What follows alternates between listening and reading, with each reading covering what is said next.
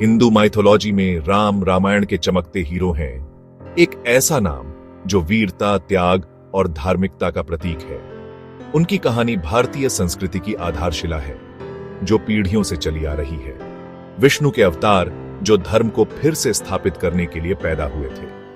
माना जाता है कि भगवान विष्णु ने पृथ्वी पर संतुलन बनाए रखने और बुराई को खत्म करने के लिए राम के रूप में अवतार लिया। राजा दशरथ के सबसे बड़े बेटे के रूप में राम का जन्म अयोध्या के शाही परिवार में हुआ था, जहां उन्हें एक राजकुमार के रूप में सभी सुख सुविधाएं प्राप्त थी। राम ने एक आदर्श इंसान के गुणों को अपनाया। उन्होंने अपने जीवन में नैतिकता, करुणा और न्याय के मूल्यों को स्थापित किया। बहादुर, जो अपनी प्रजा की रक्षा के लिए किसी भी चुनौती का सामना करने को तैयार थे। बुद्धिमान, जिन्होंने अपने गुरुओं से ज्ञान प्राप्त किया और हमेशा सही निर्णय लेने का प्रयास किया।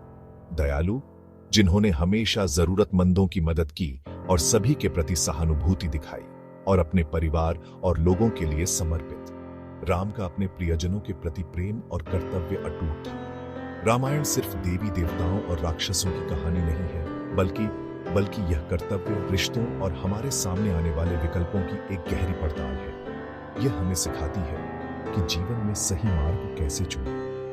राम की कहानी उनके वनवास पर केंद्रित है, एक ऐसा समय जब उन्हें अपने राज्य और सभी सुखों को त्यागना पड़ा। चरित्र की एक परीक्षा, सजा नहीं, बल्कि वादों और जिम्मेदारियों को पूरा करना। राम ने अपने पिता के वचन का सम्मान करते हुए 14 वर्ष का वनवास स्वीकार किया।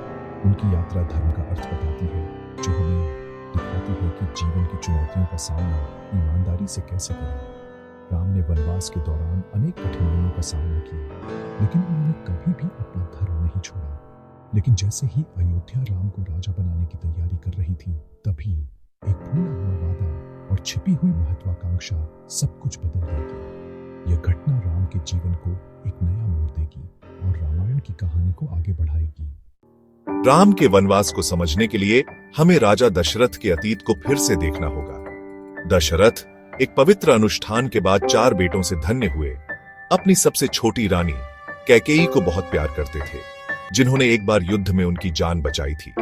आभारी होकर उन्होंने उसे 2 वरदान दिए, इच्छाएं जो वह कभी भी मांग सकती थी। यह वादा कृतज्ञता में किया गया, शाही परिवार पर लटकता एक खामोश कर्ज बन गया। प्राचीन भारत में एक राजा का वचन पवित्र था, उसे तोड़ना पूरे वंश के लिए अपमान लाएगा। जैसे ही अयोध्या राम के राज्याभिषेक का जश्न मना रही थी, यह पुराना वादा फिर से सामने आने वाला था, जिससे राज्य की खुशी खतरे में पड़ रही थी। त्रासदी मंथरा से शुरू हुई, कैकेयी की चालाक दासी, जिसके मन में ईर्ष्या और षड्यंत्र की भावना भरी हुई थी, जिसने कैकेयी के सत्ता खोने के डर को बढ़ावा दिया। उसने कैकेयी के मन में यह डर पैदा कर दिया कि राम के राजा बनने से उसका प्रभाव कम हो जाएगा। मंथरा ने कैकेयी को उसके 2 वरदानों की याद दिलाई, जो राजा दशरथ ने उसे अतीत में दिए थे, और उसे अपने बेटे भरत के लिए सिंहासन सुरक्षित करने के लिए कहा। उसने कैकेयी को उकसाया कि वह इन वरदानों का उपयोग अपने पुत्र के भविष्य को सुरक्षित करने के लिए करे। महत्वाकांक्षा से प्रभावित होकर कैकेयी ने अपने वरदान मांगे। वह अपने लक्ष्य को प्राप्त करने के लिए दृढ़ थी, भले ही इसकी कीमत कुछ भी हो। भरत को राजा बनाया जाए, अयोध्या का सिंहासन उसे सौंप दिया जाए और राम को 14 साल के लिए जंगल में निर्वासित किया जाए। यह एक ऐसा निर्णय था जिसने राम को उसके जन्म सिद्ध अधिकार से वंचित कर दिया। दशरथ तबाह हो गए, अपने ही वादे में फंसे हुए थे। वह कैकेयी को दिए गए अपने वचन से बंधे थे, भले ही वह उनके दिल को तोड़ रहा था। कैकेयी की मांगों ने शाही परिवार को तोड़ दिया, जिससे रिश्तों में दरार आ गई और महल में शोक छा गया।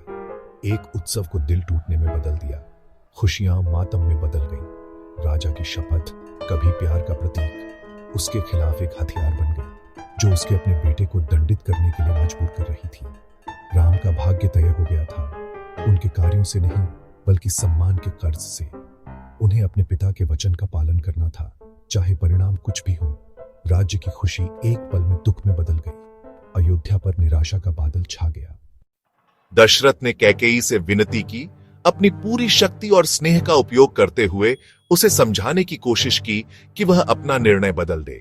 उन्होंने उसे अपने वादे के परिणामों के बारे में बताया, लेकिन वह अटल रही। उसका वादा पूरा होना था, चाहे कुछ भी हो जाए। कैकेयी अपने फैसले पर अडिग थी। और राजा की दलीलें व्यर्थ गईं। दुख से अभिभूत होकर राजा गिर पड़े, अपने प्यारे बेटे को बचाने में असमर्थ। उनका हृदय टूट गया था, क्योंकि वे जानते थे कि राम के बिना राज्य का भविष्य अंधकारमय होगा। निराशा और पीड़ा से अभिभूत वह अपने भाग्य पर विलाप करने लगे। राम दरबार में बुलाए गए। उन्हें इस अप्रत्याशित और विनाशकारी समाचार के बारे में बताया गया। उन्हें अपने वनवास के बारे में जाना, एक ऐसा फैसला जो उनके जीवन को हमेशा के लिए बदल देगा, और इसे शांति से स्वीकार किया, बिना किसी प्रश्न या शिकायत के। उन्होंने अपने पिता के वचन का बिना किसी विरोध के सम्मान किया, अपने कर्तव्य और धर्म के प्रति अपनी अटूट प्रतिबद्धता का प्रदर्शन किया। राम ने अपने पिता के सम्मान को अपने सुख से ऊपर रखा। इस खबर ने अयोध्या को तबाह कर दिया। पूरे शहर में निराशा और दुख की लहर दौड़ गई, क्योंकि लोगों को अपने प्रिय राजकुमार के नुकसान का सामना करना पड़ा। कौसल्या, राम की मां, का दिल टूट गया था। अपने बेटे को खोने के विचार से वह तबाह हो गई थी। उसका दुख गहरा और अथाह था। लक्ष्मण गुस्से में थे, इस अन्याय के खिलाफ प्रतिरोध करने के लिए कह रहे थे। उन्होंने राम से लड़ने और सिंहासन पर बने रहने का आग्रह किया, लेकिन राम ने इनकार कर दिया। सीता, राम की समर्पित पत्नी, उनके साथ जाने पर जोर देती थी। अपने पति को अकेले दुख सहने के लिए छोड़ने से इनकार कर दिया। उसने कहा कि उसका स्थान उसके साथ है, चाहे वह कहीं भी जाए। आराम से पीछे रहने से इनकार कर दिया और राम के साथ वनवास के कष्टों का सामना करने का संकल्प लिया। उसने अपने पति के प्रति अपनी अटूट निष्ठा का प्रदर्शन किया। लक्ष्मण ने भी राम के साथ जाने की कसम खाई। अपने भाई के दुख को सहन करने में असमर्थ और उसकी रक्षा करने के लिए दृढ़ संकल्पित, वह राम के प्रति अपनी भक्ति में अडिग था। महल, जो कभी खुशी से भरा था, शोक का स्थान बन गया, निराशा और उदासी की भावना से व्याप्त। गलियारों में हंसी की गूंज अब आंसुओं और विलापों से बदल गई थी। राम की स्वीकृति ने विस्मय पैदा किया। उनके साहस और आत्म बलिदान से सभी प्रभावित हुए। लोगों ने उनके धैर्य और दृढ़ संकल्प की प्रशंसा की, जबकि उनके परिवार की वफादारी ने वनवास को एक साझा बलिदान में बदल दिया, जिससे उनके बंधन और एक दूसरे के प्रति उनका प्यार और मजबूत हो गया। शाही तिकड़ी, राम, सीता और लक्ष्मण जाने की तैयारी कर रहे थे। अपनी शाही पोशाक को त्याग कर तपस्वियों के साधारण वस्त्र धारण कर रहे थे।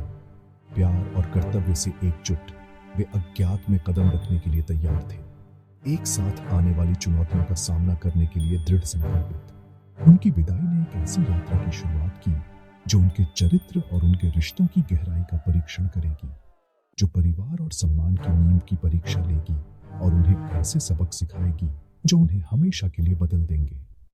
राम ने बिना किसी विरोध के वनवास क्यों स्वीकार किया? उनके लिए धर्म, धार्मिक कर्तव्य सबसे ऊपर था। राम का मानना था कि उनके पिता का सम्मान पवित्र था। एक वादा तोड़ना परिवार और राज्य के लिए शर्म लाएगा। उन्होंने लक्ष्मण को सिखाया कि व्यक्तिगत खुशी कर्तव्य और सच्चाई के लिए गौण है। वनवास स्वीकार करके राम ने नैतिक व्यवस्था को बनाए रखा और ईमानदारी का एक उदाहरण स्थापित किया। यदि सिंहासन ने उनके सिद्धांतों की कीमत चुकाई तो उसका कोई मतलब नहीं था। राम का शांत बलिदान दिखाता है कि सच्ची महानता शक्ति में नहीं बल्कि चरित्र में निहित है। उन्होंने कैकेयी के साथ सम्मान से व्यवहार किया, पारिवारिक कर्तव्य की जटिलता को समझते हुए। राम के कार्य हमें याद दिलाते हैं कि धार्मिकता अक्सर व्यक्तिगत बलिदान की मांग करती है। राम अकेले वनवास का सामना करने का इरादा रखते थे, लेकिन सीता ने पीछे रहने से इनकार कर दिया। उसने तर्क दिया कि उसका धर्म अपने पति के साथ खड़ा होना था, कठिनाई को साझा भक्ति में बदलना। सीता की पसंद वफादारी और शक्ति का एक शक्तिशाली कार्य था, न कि केवल लगाव। लक्ष्मण ने भी शामिल होने पर जोर दिया, भाईचारे के प्यार और कर्तव्य से प्रेरित हो गए। उन्होंने राम और सीता की रक्षा और सेवा करने की कसम खाई, अपने स्वयं के सुखों को पीछे छोड़ दिया। एक साथ तीनों ने धर्म, भक्ति और निस्वार्थ सेवा का प्रतीक था। उनकी संयुक्त विदाई ने वनवास को प्यार और बलिदान के प्रमाण में बदल दिया। आगे की यात्रा उन्हें चुनौती देगी, लेकिन उनका बंधन उनकी सबसे बड़ी ताकत होगा। राम का वनवास वास्तव में एक वादे की शक्ति का एक गहरा सबक है। दशरथ की शपथ जो प्यार में की गई थी, दुर्भाग्य से त्रासदी का कारण बनी, लेकिन राम के महान बलिदान ने सच्चाई को सबसे ऊपर उठाया, एक मिसाल कायम की। राम आसानी से विरोध कर सकते थे, लेकिन उन्होंने अपनी शक्ति पर धर्म को चुना, एक अनुकरणीय निर्णय, और इस तरह उन्होंने वफादारी और सम्मान को प्रेरित किया। कहानी पूछती है, हम अपने वादों को कितनी गंभीरता से लेते हैं और क्यों? राम, सीता और लक्ष्मण के बलिदान स्पष्ट रूप से दिखाते हैं कि परिवार के अटूट बंधन, कर्तव्य और सम्मान जीवन में किसी भी कठिनाई के लायक हैं। जंगल में उनकी यात्रा ईमानदारी और प्यार का एक शाश्वत प्रतीक है जो हमेशा याद किया जाएगा। राम हमें सिखाते हैं, राज्य फीके पड़ जाते हैं, लेकिन धर्म हमेशा कायम रहता है और सच्चाई में दिया गया एक शब्द किसी भी ताज से अधिक महत्वपूर्ण है।